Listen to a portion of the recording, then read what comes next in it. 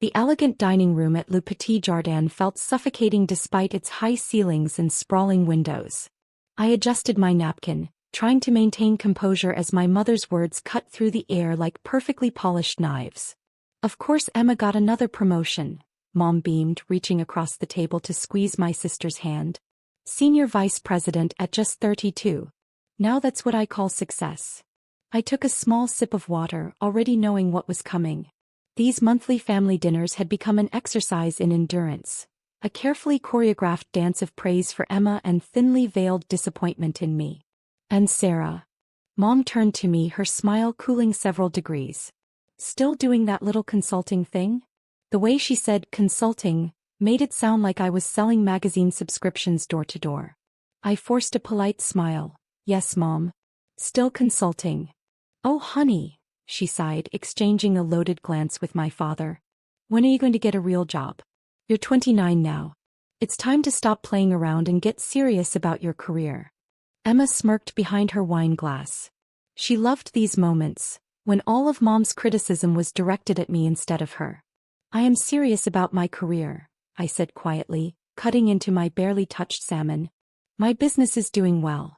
Dad cleared his throat. Doing well? Sarah, you live in that tiny apartment downtown. You drive a 5-year-old car.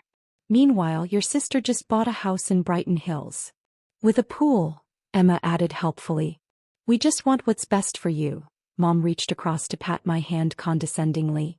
Maybe Emma could put in a word for you at her company? They always need people in administration. The suggestion hung in the air like cheap perfume.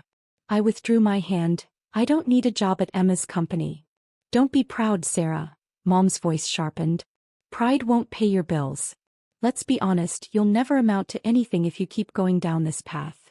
The restaurant seemed to go quiet, though I knew it was just the blood rushing in my ears. Emma was practically gleaming with satisfaction.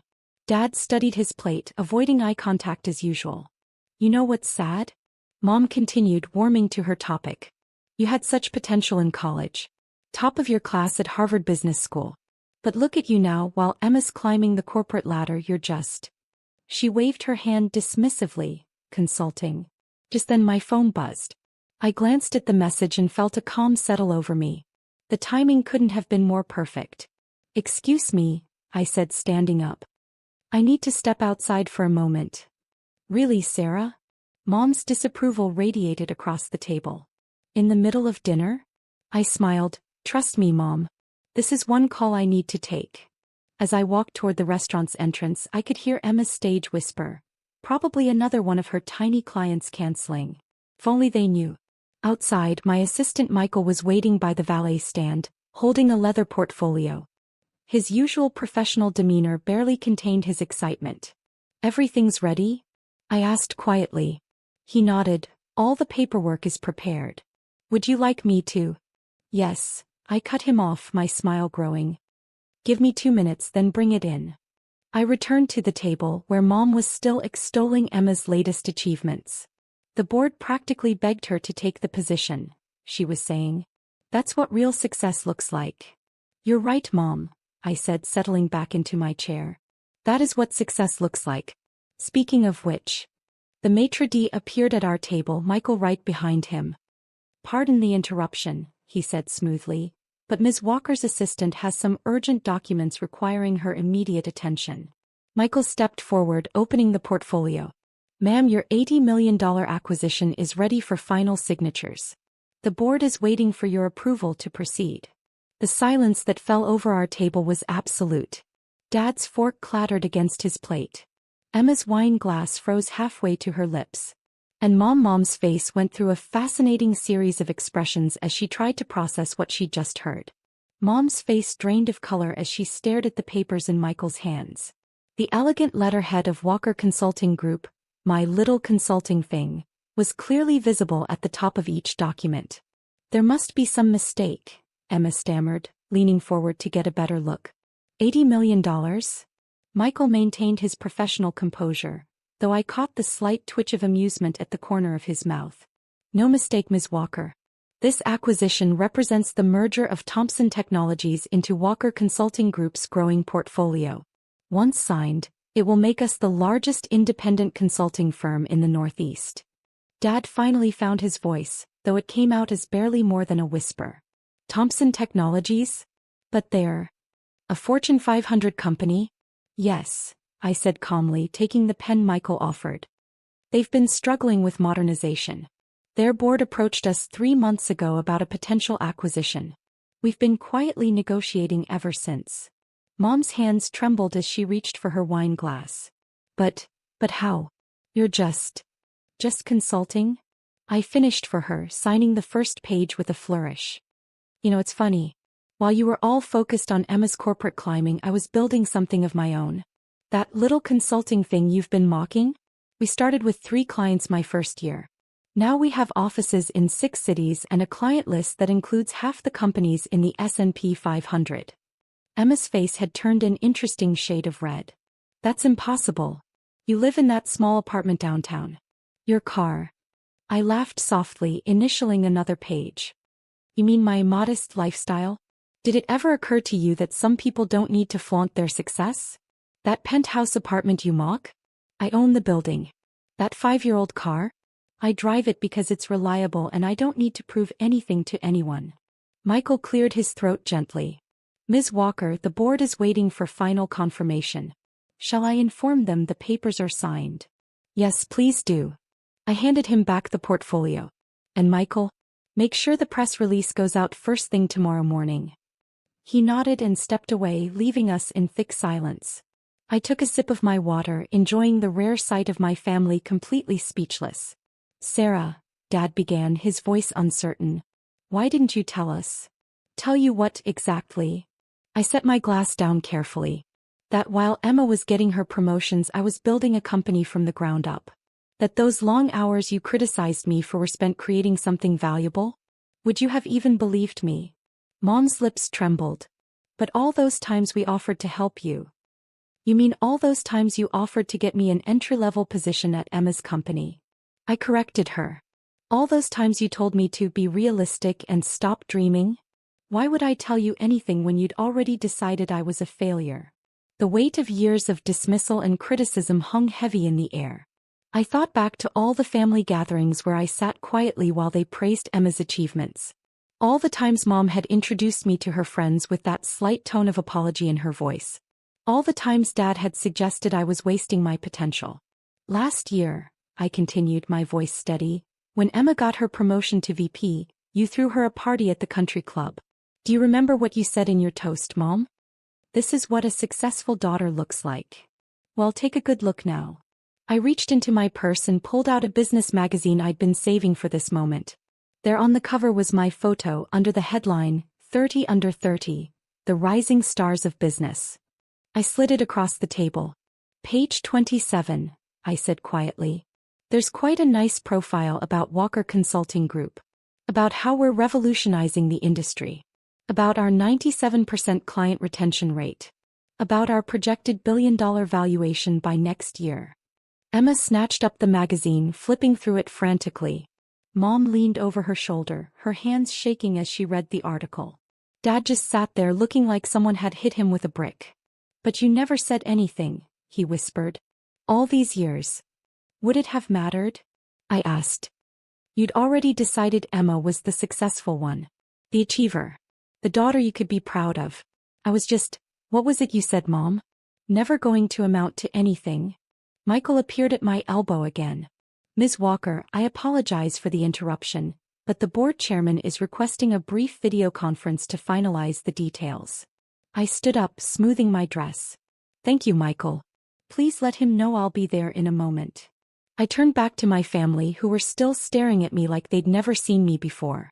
If you'll excuse me, I have an $80 million acquisition to complete. Enjoy the rest of your dinner. I believe Emma was about to tell us more about her promotion. The look on their faces as I walked away was worth every moment of doubt, every dismissive comment, every condescending suggestion they'd ever made. But this wasn't just about proving them wrong. This was about proving myself right. Outside the restaurant, my driver James had already brought the car around, not the 5-year-old Honda I usually drove, but the Bentley I kept for special occasions. As I settled into the back seat, I could see my family through the restaurant's window, still frozen in their seats, the magazine open between them. "Where to, Ms. Walker?" James asked.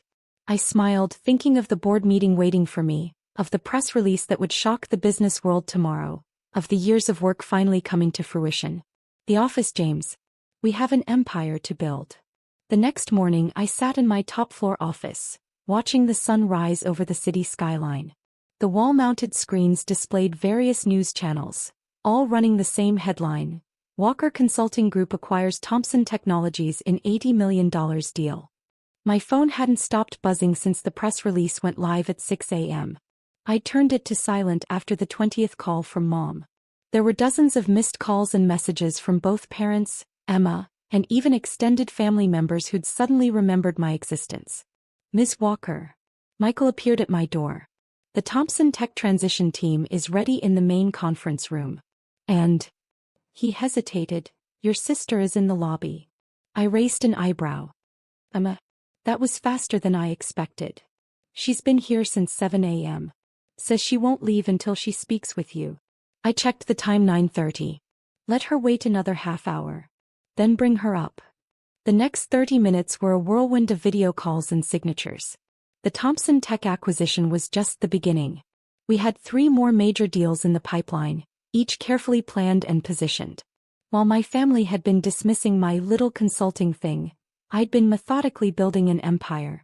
At exactly 10 a.m., Michael escorted Emma into my office. She looked oddly small in the vast space, her designer suit somehow less impressive against the backdrop of floor-to-ceiling windows and modern art. Her eyes darted around, taking in the expansive view, the elegant furnishings, the multiple awards lining the walls. "Nice office," she said stiffly. "Must be new." 3 years now," I replied, not bothering to get up from behind my desk. "Though you'd know that if you'd ever bothered to visit." "How would I? You never told us about any of this." Her voice rose slightly. "All this time you've been, what? Secretly running some massive company?" I leaned back in my chair. "Not secretly. Walker Consulting Group has been featured in Business Weekly twice this year alone. We won Ernst & Young's Entrepreneur of the Year award last fall. There was quite a nice write-up in the Times about it. But I suppose you were all too busy celebrating your latest promotion to notice." Emma's face flushed. "That's not fair. How were we supposed to know?" "You could have asked," I said simply. "Any time in the past 7 years, you could have shown even a slight interest in what I was doing. Instead, you were too busy looking down your nose at my little consulting thing to notice it was growing into something bigger than your entire corporate division." She sank into one of the visitor chairs, looking deflated. "Mom's been crying all morning." "I'm sure she has." I kept my voice neutral. Finding out her failure of a daughter is actually a success must be quite shocking for her. "She feels terrible. We all do. The things we said. The things you've been saying for years," I corrected her. "This isn't about one dinner, Emma. This is about a pattern. A lifetime of being treated like I was somehow less than you because I chose a different path." Michael appeared at the door again. "Ms. Walker, the Thompson Tech Board is ready for you." "Thank you, Michael." I stood up, straightening my jacket. "Emma, I have a company to run. Was there something specific you needed?" She stood too, smoothing her skirt nervously. "Actually, yes. I was hoping, well, with your connections now, maybe we could discuss some potential collaboration between our companies." I stared at her for a long moment, almost admiring the audacity. "Let me get this straight. Less than 24 hours ago you were mocking my career choices. Now you want to collaborate?" "It makes good business sense," she argued. "Our companies could benefit from—" "Your company," I cut her off, "is one of thousands that might want to work with Walker Consulting Group. If they're interested, they can submit a proposal through the proper channels. Being my sister doesn't give you special access. But we're family. Funny how that only matters now." I walked to the door, then paused. "You know what the difference is between us, Emma? You climbed the corporate ladder. I built my own ladder. And now that I'm at the top, I get to decide who climbs it." The conference room was full of executives when I entered, all rising to their feet. These were the people who had believed in my vision, who had seen my potential when my own family couldn't. As I took my place at the head of the table, I caught my reflection in the window, confident, powerful, successful. "Ladies and gentlemen, I began. Let's discuss the future of Thompson Technologies under the Walker Consulting Group umbrella. The meeting lasted hours, but I was in my element. This was what I had built, what I had sacrificed for, what I had achieved while my family was busy underestimating me. And it was only the beginning. When I finally returned to my office that evening, Michael handed me a stack of messages. On top was a note that Mom and Dad had stopped by, waited for 3 hours, and finally left when I didn't become available. They asked when you'd be free for dinner, Michael said. To talk things over as a family.